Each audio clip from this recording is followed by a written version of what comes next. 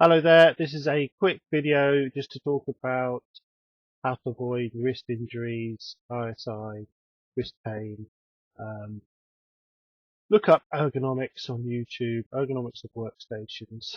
I would say that the top tip that I can give you, someone who's free in it, is get hold of one of these, make sure both your arms have forearm support, so you're not putting uh, all your weight either on your shoulders or on your wrist. Normally it's on the wrist where people start putting it there. And then the key problem with this is that you have the risk of getting carpal tunnel syndrome and repetitive strain injury. So you've really got to take care of the wrists if you're at the workstation. Have a look at some of the other things about what you do to increase the workstation. Angle here. If that angle is at a wrong angle or you put too much pressure on, you can end up with problems. That's rule number one, absolutely key in my rule book.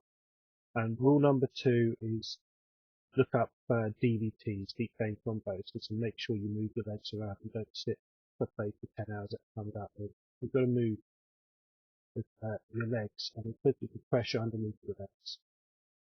Look up deep vein thrombosis to make sure it's not something that's extremely high risk. This isn't as much high risk, but this is long term. This is the chronic long term risk, whereas deep vein thrombosis is acute high risk.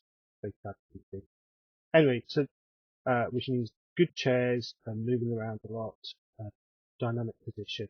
Keep your back straight. That's rule number three. Keep your back straight as much as. Rule number four: vary your posture during the day. Vary it. Vary what you're doing.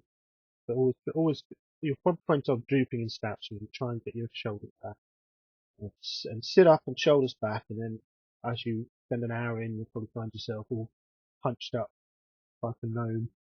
And then you just sit up again, back straight, shoulders back. So this thing is a tenner from Amazon. I use these all over the face, both arms.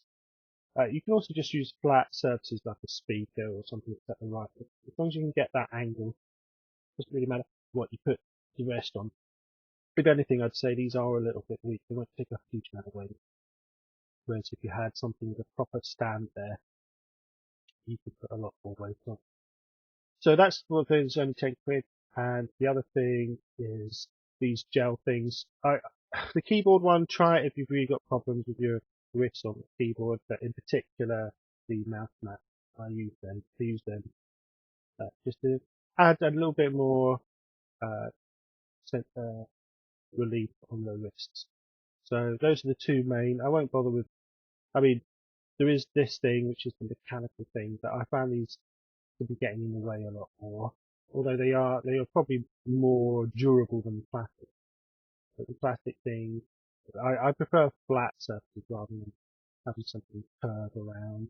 But you know, if you're feeling adventurous, and you're really serious about it, you could have a go with that. But I find these to be more than adequate for most cases. And you can even put it on the chair and then sit way back and just have the mouse here. And yeah, that was just a quick thing, just in case people are getting wrist problems, shoulder problems, back problems. Uh, People are doing a lot of work on it. I hope that's of use to people.